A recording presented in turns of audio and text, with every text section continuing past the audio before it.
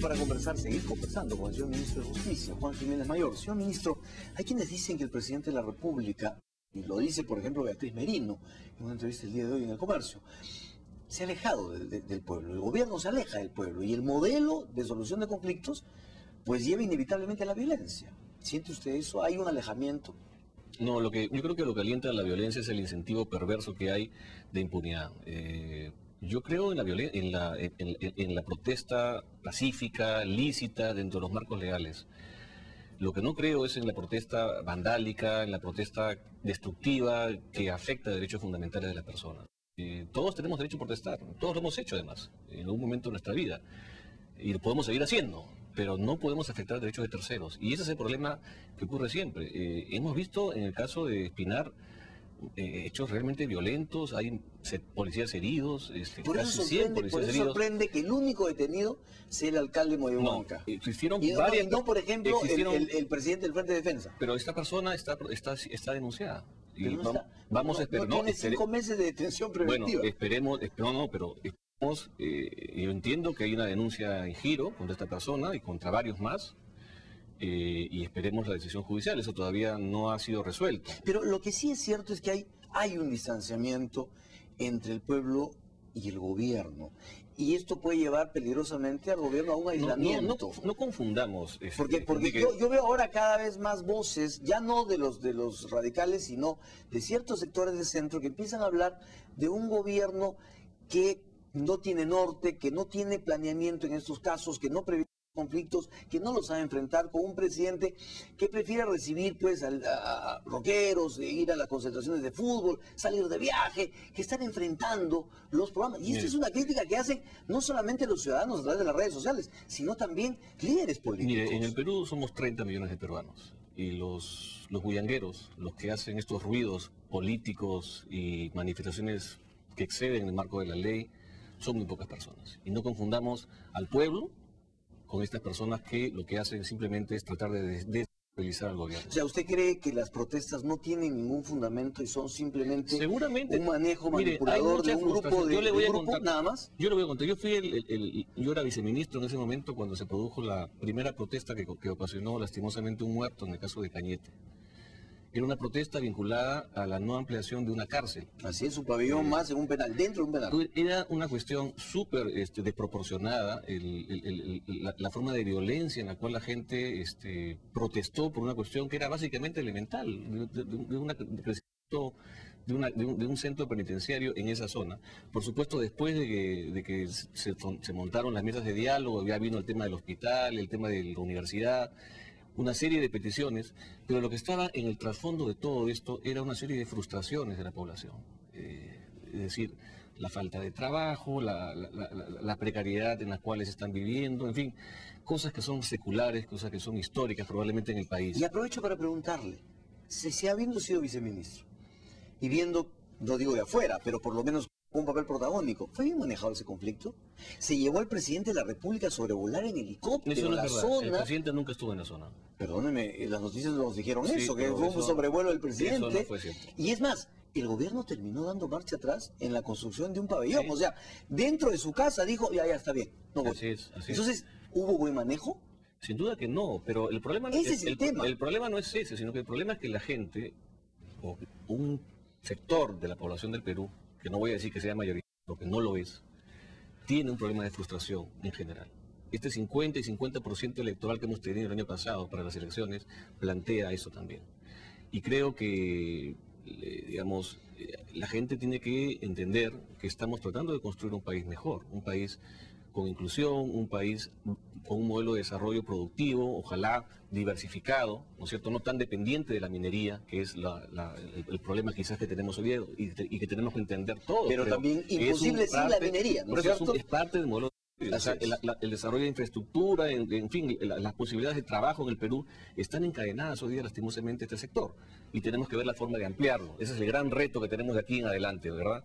Pero mientras tanto tenemos que ser responsables y creo que lo que hace falta en el Perú es un gran pacto social y económico que plantee cuáles son los grandes hitos que tenemos que seguir en el futuro, ¿no? Ahora, no sería mala idea, de verdad, ministro, que el gobierno se encierre un día y diga y vea si está manejando bien los conflictos sociales, si los está encarando bien desde el inicio, porque nadie duda que cuando se desborda la violencia hay que poner mano dura y hay que imponer el orden. Y eso lo pedimos todos los ciudadanos que queremos vivir en paz.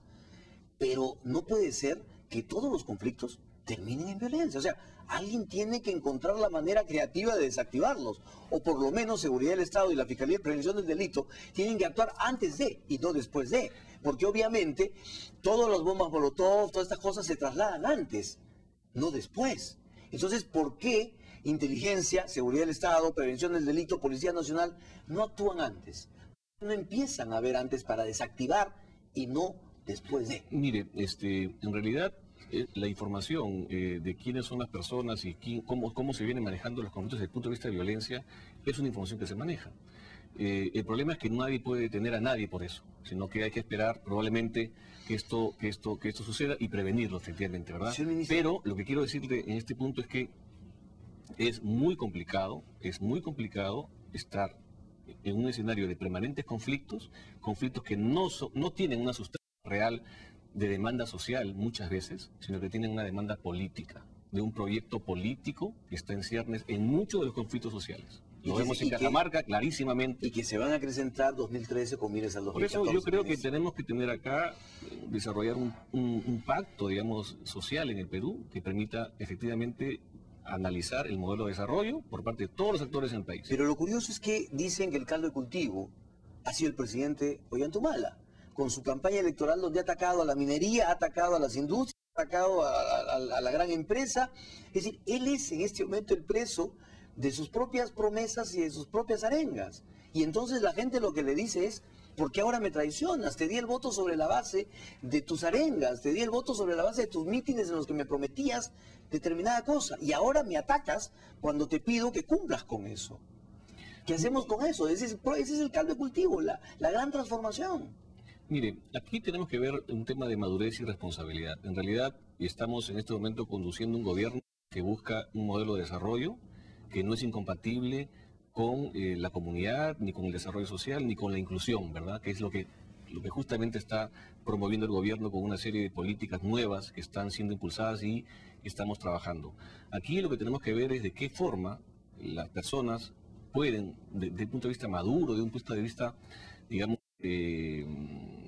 general de país, no solamente pensando en sus propios intereses, pueden hacer que este sea un país mejor para todos, ¿no? Señor ministro, ¿qué hacemos con los congresistas que están complotando contra el gobierno? Porque precisamente ese es el problema. O sea, intereses particulares sobre el interés de la tenemos nación. congresistas oficialistas de la bancada del gobierno que están ellos encabezando las protestas, o justificándolas, o peleando en los medios. ¿Qué hacemos? ¿Qué proyecto tiene el gobierno para eso? ¿Cómo poner orden en casa? Es el proyecto nacional. Bueno, eso es un tema que tendrá que analizarse, me imagino yo, en la bancada. Nosotros no somos del partido, particularmente yo quien habla. Pero ahí está, ¿los procuradores no pueden actuar ahí? No hay. O le tienen miedo, o le tienen miedo. No. Yo sé que no hay persecución. No hay persecución por ideas. Así es. Pero si se pone al frente de una protesta, no se puede hacer nada. No, sí, seguro. ¿Y entonces por qué los procuradores no lo hacen? Bueno, eso habrá que ver en su momento. La instrucción que se ha dado a todo el sistema de defensa jurídica del Estado es que quien viola la ley tendrá que pagar las consecuencias. ¿Van a acusar entonces a los congresistas? No, veamos primero qué es lo que hacen. No es la idea perseguir a nadie, es simplemente que se cumpla la ley. ¿A usted le parece buena idea eliminar el secreto bancario para luchar contra el terrorismo y el narcotráfico? Eso, siempre y cuando lo ponga un juez, sin ningún duda. No, pero a usted, ¿le parece una buena idea eliminar el secreto bancario? El secreto bancario es un derecho constitucional, eso simplemente, siempre y cuando lo ordene un juez, no hay ningún problema. Y para ir finalizando, una curiosidad, ¿usted es partidario de la legalización de las drogas? No, particularmente no. En el Perú no es un delito consumir drogas, que sería el punto, digamos, más específico para hablar de legalización. Pero usted no sería de la idea de legalizar el consumo.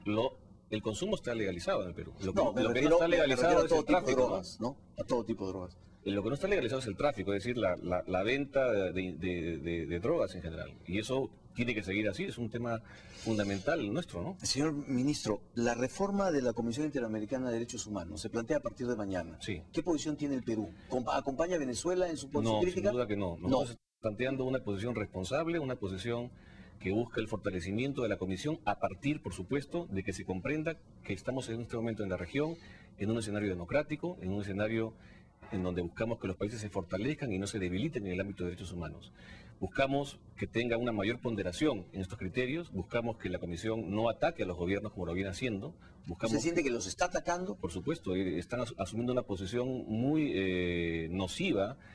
Perú viene siendo en este momento el país más quejado a nivel regional y Perú es una democracia hace 12 años. ¿Y por qué tenemos que estar en este momento en una situación de ese tipo que afecta a la imagen del Perú?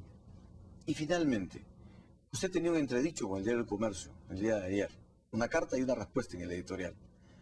Usted sostiene que el gobierno no tiene una intención de que va más allá de castigar un delito.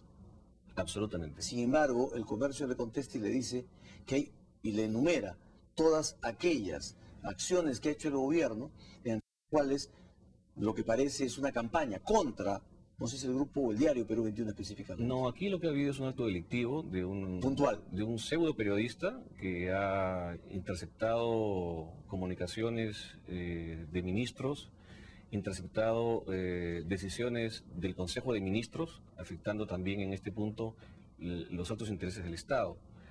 Yo no estoy de acuerdo con una posición que plantea que el gobierno está tratando de atacar a la prensa. A pesar de las acciones, publicaciones, intenciones de involucrar a otras personas. ¿Cómo le pueden involucrar al gobierno responsabilidades de ese tipo? Eso es un tema que además se tiene que investigar y el gobierno es el primero en pedir que se investigue. Si ese asunto es un asunto donde tienen que ser responsables alguien, pues será así. O sea, no tenemos ningún tema que esconder. Y por favor, yo quisiera resaltar este tema. Nosotros somos un gobierno que respeta la libertad de expresión. Lo ha dicho el presidente y lo han dicho diversos voceros. Y por supuesto aquí en su programa lo enfatizo nuevamente. Señor ministro, muchísimas gracias por su presencia. Muy amable. Gracias, Enrique. Y el señor ministro de Justicia, Juan Jiménez Mayor. Nosotros volvemos para mostrarles o entregarles una entrevista con el expresidente de Colombia, Álvaro Uribe.